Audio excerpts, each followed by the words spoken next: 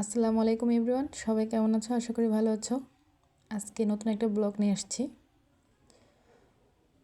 এটা হলো মিট বক্সের রেসিপি। তো আমি মেয়োনিজ বানিয়ে নিয়েছি। বাসায় আজকে মিট বক্স বানাবো। বাইরের মিট বক্সগুলোতে অনেক পরিমাণের আলু দিয়ে দেয়, মাংসের পরিমাণ খুবই কম থাকে, প্রাইস খুবই বেশি নেয়। তাই আজকে বাসায় তৈরি করব। প্রথমে মেয়োনিজ নিয়ে নিয়েছি,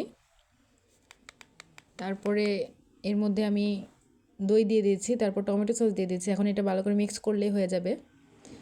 যেই মিট বক্সে দিব সসটা, সেই সসটা এই তো ভালো করে সসটা মিক্স করে নিচ্ছি। এটা ভালো করে মিক্স করতে হবে, আমি দেখাচ্ছি মিক্স করে। এই তো মিক্স করা প্রায় শেষ পর্যায়ে। আমি আর একটু টমেটো সস দিয়ে দিলাম, কালারটা একটু হালকা দেখা যাচ্ছিল, তাই আর একটু রেড করার জন্য একটু টমেটো সস দিয়ে দিলাম। আমার মিট বক্সের যে সসটা, সেই সসটা এখন রেডি। এই তো দেখতেই পাচ্ছ। এখন আমি ফ্রেঞ্চ ফ্রাই করব। আলুগুলো আগেই আমি মাখিয়ে রেখেছিলাম।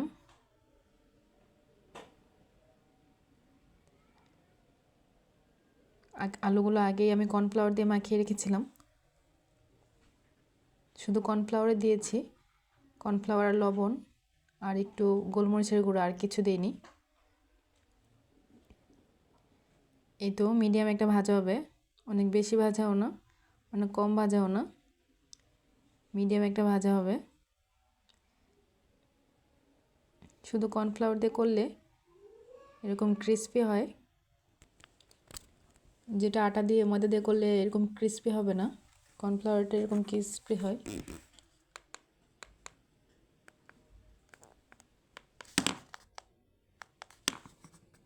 এখন আমি মাংসগুলো ভেজে নিচ্ছি। এগুলো আমি টুকরো টুকরো করে সেম প্রসেসেই মাংস ম্যারিনেট করে রেখেছিলাম।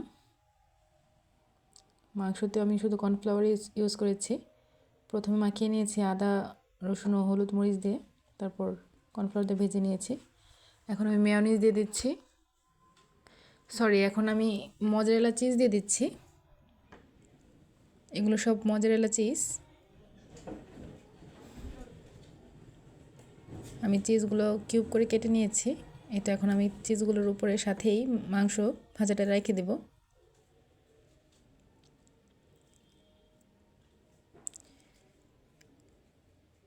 এটার হিটে মজারেলা চিজগুলো গলে যাবে। আমি আর চুলায় বসাইনি, তো আমি এইভাবেই আলাদা আলাদা করে ভেজে ভেজে উঠিয়ে নিয়েছি। এগুলো ছিল মিট বক্সের মাংস, এগুলো ছিল ফ্রেঞ্চ ফ্রাই।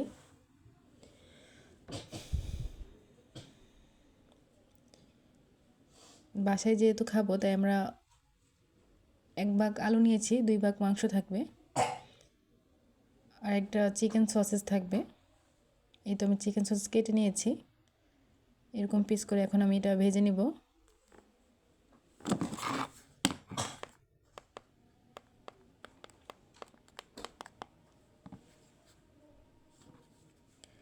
এই তো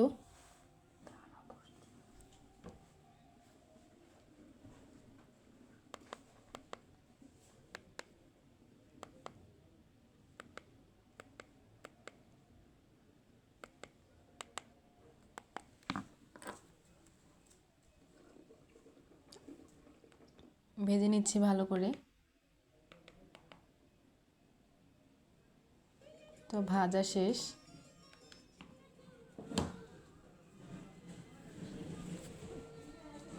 এখন আমি এটা উঠিয়ে নিব। এটা লো মিডিয়াম আঁচে ভাজতে হবে।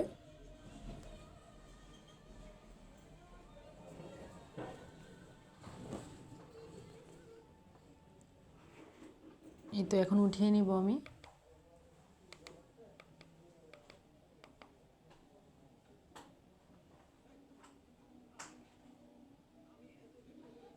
এই তো এখন চিকেন সসেসগুলো ভাজা শেষ। এখন এগুলো এক সাইডে রেখে দেবো ওইগুলোর সাথে।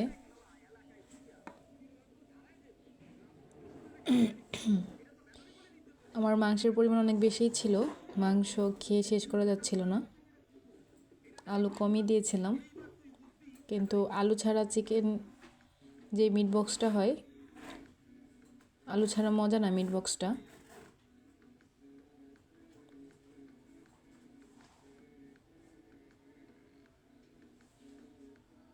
আলুর পরিমাণটা কম রেখে মাংসের পরিমাণটা বেশি রেখে তারপর খেলে অনেক মজা লাগে।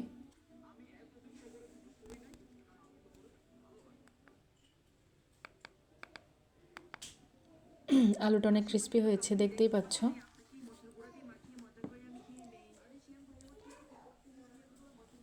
এখন আমি মিট বক্স বানাবো। প্রথমে আমি আলু দিয়ে দিলাম,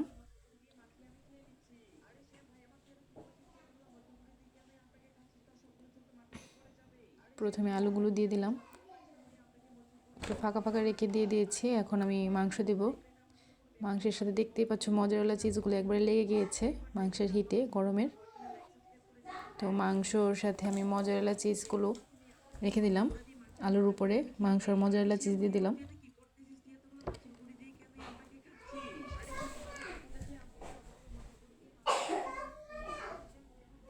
এখন সস দিয়ে দিব উপরে, যে মেয়োনিজটা বানিয়েছিলাম সেই মেয়োনিজের সসটা দিয়ে দিব। এই তো দিয়ে দিলাম মেয়োনিজের সস। বাসায় যেহেতু, তাই আমরা সস একটু বেশি করে ইউজ করব, আর এমনিতেও মিট বক্সের সস একটু বেশিই থাকে। তো এই যে ছিল চিকেন সসেস, আমি একটু বেশি করে চিকেন সসেস দিয়ে দিলাম।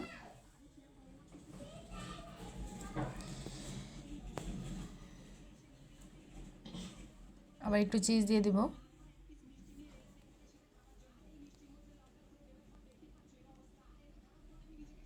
চিজ দিয়ে দিচ্ছি, একটু ছিঁড়ে ছিঁড়ে দেওয়া লাগছে, কারণ চিজগুলো ঠান্ডা হয়ে গেলে একটু এরকম হয়ে যায়। আবার সস দিয়ে দিলাম, মেয়োনিজের সসটা আবার দিয়ে দিলাম। আসলে বাইরের চেয়ে বাসার খাবারটা অনেক স্বাস্থ্যকর। বাইরের খাবার এত স্বাস্থ্যকর থাকে না, কীভাবে না কীভাবে বানায়। তো আমরা বাসায় বানিয়ে খেলে অনেক পরিমাণে খেতেও পারি। বাইরেরগুলোতে আলু দিয়ে অনেক প্রাইস রেখে দেয়, বাসায় বানিয়ে অনেকগুলো মিট বক্স বানালে অনেকগুলো মিট বক্স হয় বাসায় বানালে। এই তো আমি এখন এটা মিক্স করব। আর বাসায় বানানোর পর এটা খেয়ে শেষ করা যায় না, এত পরিমাণে থাকে বাসাতে। আর অনেক পরিমাণে মাংস থাকে, আলুর পরিমাণটা কমই থাকে, মাংসের পরিমাণটা অনেক বেশি থাকে। তো বন্ধুরা, ভিডিওটি ভালো লাগলে অবশ্যই একটা লাইক অ্যান্ড সাবস্ক্রাইব করে যাবে। আর কোনো ভুল ত্রুটি হলে মাফ করে যাবে, ক্ষমার দৃষ্টিতে দেখবে। ওকে, সবাই ভালো থাকবে, সুস্থ থাকবে। আল্লাহ হাফিজ।